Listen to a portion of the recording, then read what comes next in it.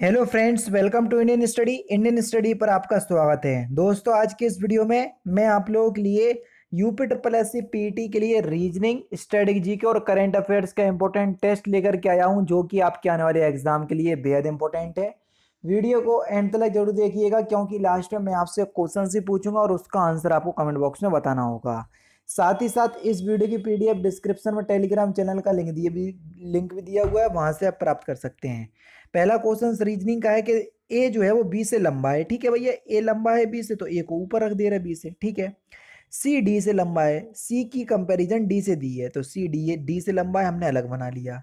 परंतु ई से छोटा है कौन? सी, तो यानी कि ई बड़ा है। ठीक है, बी डी से छोटा है, बी जो है वो डी से छोटा है, यानी कि डी ऊपर आएगा। बी जो है वो डी से छोटा है, तो डी ऊपर आएगा, फिर सी आएगा, फिर ई आएगा। ठीक है भैया, तथा डी ए से लंबा है, डी जो है वो ए से लंबा है। बिल्कुल ठीक है, तो सबसे लंबा कौन है? तो सबसे लंबा कौन हो जाएगा? ई सबसे लंबा है, जो सबसे ऊपर होगा, है ना। तो बस सबसे लंबा ई हो जाएगा, तीसरा ऑप्शन करेक्ट। यहाँ पर देख लीजिए, विषम को चुनना है, कौन सा विषम है। अब देखो 789 लिखा, तो आप देख रहे होगे जो 7 है वो उठ करके बीच में चला गया, जो एंड में था वो सबसे आगे आ गया, और जो 8 था वो सबसे पीछे चला गया, बीच वाला। ठीक है सर। अब यहाँ पर देखो, इसी प्रकार से आगे भी फॉलो होना चाहिए सीरीज। 7 जो आगे था वो बीच में जाएगा, बीच में आया। जो सबसे पीछे था वो सबसे आगे आएगा, 8 बिल्कुल आ गया, फिर 6 बिल्कुल ठीक है। बीच वाला कहाँ पर आएगा? आप बोलोगे सर बीच वाला जो सबसे आगे था वो बीच में जाएगा, एक एक जो है वो बीच में जाएगा। हाँ सर, एक बीच में जाएगा, क्या ऐसा दिया हुआ है यहाँ पर? जल्दी बताओ। अरे भाई, 7 जो था वो बीच में गया था, 8 सबसे पीछे गया था। ठीक है, देखो एक जो है बीच में जाएगा, 2 जो है वो सबसे पीछे जाएगा, लेकिन इसमें ऐसा नहीं दिया, तो अब क्या होगा सर? जल्दी से बताइए। इसमें ये वाली रीजनिंग जो है वो काम नहीं कर रही, क्योंकि दूसरे और तीसरे नंबर पे ये वाली रीजनिंग नहीं आ रही है। ठीक है, तो क्या रीजनिंग काम कर रही? अब यहाँ पर देख लीजिए सर, यहाँ पर क्या है? 678 को पूरा उल्टा लिख दो, 123 पूरा उल्टा लिख दो, 456 पूरा उल्टा लिख दो। लेकिन 789 को पूरा उल्टा लिखेंगे तो आगे सबसे बीच में 7 होना चाहिए, लेकिन ऐसा नहीं है, तो बस पहले ही ऑप्शन करेक्ट। तो रीजनिंग का फंडा यही है कि जो आप तर्क बिठा ले, हो सकता वो सही भी हो और हो सकता ना भी हो। तो जैसे मैंने पहले तर्क बिठाला था वो गलत बैठ गया, दूसरी बार मैंने सही बिठाल दिया। तो यहाँ पर मैं इसलिए बता रहा हूँ, और इस चीज़ को मैं इसलिए कट नहीं कर रहा हूँ कि ज़रूरी नहीं है कि एक बार में रीजनिंग का जो लॉजिक है वो आपको बिल्कुल एक बार में कंफर्म आ जाए। ऐसा मेरे साथ भी नहीं होता और अन्य टीचरों के साथ भी नहीं होता है ना।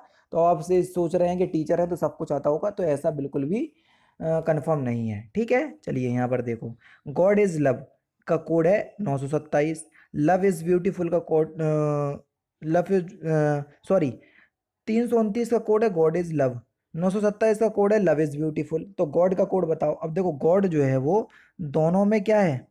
दोनों में नहीं है, लेकिन इज दोनों में है। इज जो है वो दोनों में है, बिल्कुल है सर। तो यहाँ पर देखो, दोनों में कौन सा अंक है? 3 9 7 में से तो 9 है, 9 है, यानी कि गॉड का जो कोड है वो क्या होगा? 2 और 3 में से हो सकता है। लेकिन लव यहाँ पर भी है, लव यहाँ पर भी है, और यहाँ पर देखो क्या है सर? यहाँ पर 2 है और यहाँ पर भी 2 है। ठीक है, तो बचा क्या? जल्दी से बताओ, 3 ही बचा। तो गॉड का कोड क्या हो जाएगा? 3 हो जाएगा, पहला ऑप्शन करेक्ट। यहाँ पर देख लीजिए, यदि एक माह का तीसरा शनिवार 20वां दिन है, ठीक है, तो माह का 11वां दिन क्या होगा? एक माह का तीसरा शनिवार 20वां दिन है, तो जाहिर सी बात है उस महीने की 20 तारीख को शनिवार है। तो शनिवार से 7 दिन पहले, यानी कि 20 में दिन से 7 दिन पहले 13वें दिन भी शनिवार पड़ा होगा। ठीक है, जब 13वें दिन शनिवार है तो 12वें दिन क्या होगा? शुक्रवार। और 11वें दिन क्या होगा? जल्दी बताओ, 11वें दिन क्या हो जाएगा? जल्दी बताइए। गुरुवार। और गुरुवार को क्या बोलते हैं? बृहस्पतिवार। बस दूसरा ऑप्शन करेक्ट। ठीक है, यहाँ पर देख लीजिए, क्या छात्र संघों के राजनीतिक दलों में संबंध होने पर प्रतिबंध होना चाहिए? ये आपका कथन है। निष्कर्ष क्या दे रहे हैं कि हाँ, राजनीतिक दल अपने स्वार्थी हितों को पूरा करने के लिए छात्र संघों का अनुचित लाभ उठाते हैं। ये आपका पहला तर्क है। ठीक है, दूसरा तर्क आपका क्या दिया हुआ है कि नई राजनीतिक दलों के समर्थन के बिना छात्र संघ नहीं बच सकता। तो दूसरा तर्क तो बिल्कुल गलत है। अब पहला कथन फिर से पढ़ो तो आपको पहला तर्क पूरे से अच्छे से समझ में आ जाएगा। क्या छात्र संघों के राजनीतिक दलों के संबंध होने पर प्रतिबंध होना चाहिए? बिल्कुल होना चाहिए, नहीं तो राजनीतिक दल अपने स्वार्थी हितों को पूरा करने के लिए छात्र संघों का अनुचित लाभ उठाएंगे। तो पहला तर्क जो है वो बिल्कुल सही है, पहला ऑप्शन करेक्ट हो जाएगा। एशियन कुश्ती रेसलिंग चैंपियनशिप 2021 में 14 पदक जीतने के साथ भारत को कौन सा स्थान प्राप्त हुआ? तीसरा स्थान प्राप्त हुआ, पहला ऑप्शन करेक्ट। भारत के 48वें मुख्य न्यायाधीश के रूप में किसे नियुक्त किया गया? जस्टिस एन वी रमणा, दूसरा ऑप्शन करेक्ट। हाल ही में भारत ने किस देश को 100 करोड़ रुपए का गश्ती पोत पीएस जोरोस्टर उपहार में दिया? सेशेल्स, पहला ऑप्शन करेक्ट। भारत के 24वें मुख्य न्यायाधीश या मुख्य चुनाव आयुक्त के रूप में किसे नियुक्त किया गया? तो सही आंसर आपका क्या हो जाएगा सर, जल्दी से बताओ? सुशील चंद्रा। ठीक है, चौथा ऑप्शन बिल्कुल करेक्ट हो जाएगा। अब तो 25 में ही बन गए, उनका नाम कमेंट बॉक्स में बताना।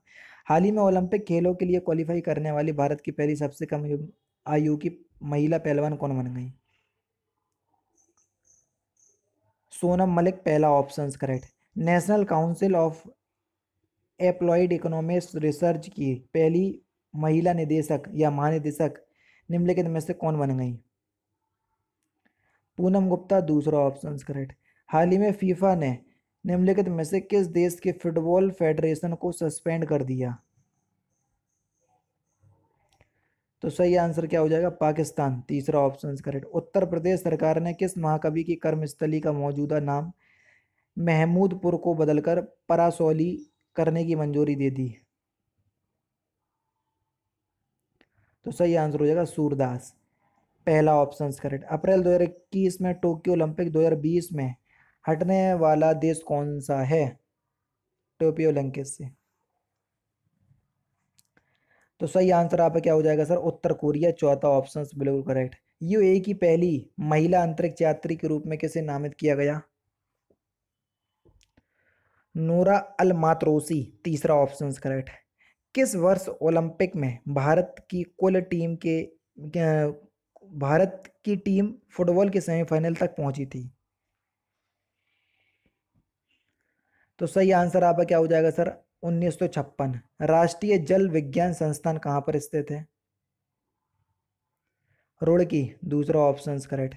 प्रसिद्ध नेहरू ट्रॉफी किस खेल से संबंधित है? हॉकी, चौथा ऑप्शन करेक्ट। निम्नलिखित में से कौन सा पड़ोसी देश भारत के साथ भूमि साझा नहीं करता? मालदीव, पहला ऑप्शन करेक्ट। भारतीय वन अनुसंधान केंद्र कहाँ पर स्थित है? देहरादून में, दूसरा ऑप्शन करेक्ट। किस देश की फसल को राष्ट्रीय पंचायत कहा जाता है? फसल नहीं, संसद, सॉरी माफ कीजिएगा। नेपाल, दूसरा ऑप्शन करेक्ट। निम्नलिखित में से कौन सी ग्रैंड स्लैम टेनिस प्रतियोगिता घास के मैदान पर खेली जाती है? विंबलडन, दूसरा ऑप्शन करेक्ट। पालघाट दर्रा निम्नलिखित में से किन दो राज्यों को जोड़ता है? केरल तथा तमिलनाडु, पहला ऑप्शन करेक्ट। लोसांग उत्सव किस राज्य में मनाया जाता है? तो सही आंसर हो जाएगा आपका लोसांग उत्सव कहाँ पर मनाया जाता है? सिक्किम। और लोसार कहाँ मनाया जाता है? लद्दाख, वो भी याद रखना। एशियाई विकास बैंक का मुख्यालय कहाँ पर है? तो इस क्वेश्चन का आंसर आप मुझे कमेंट बॉक्स में बताएंगे।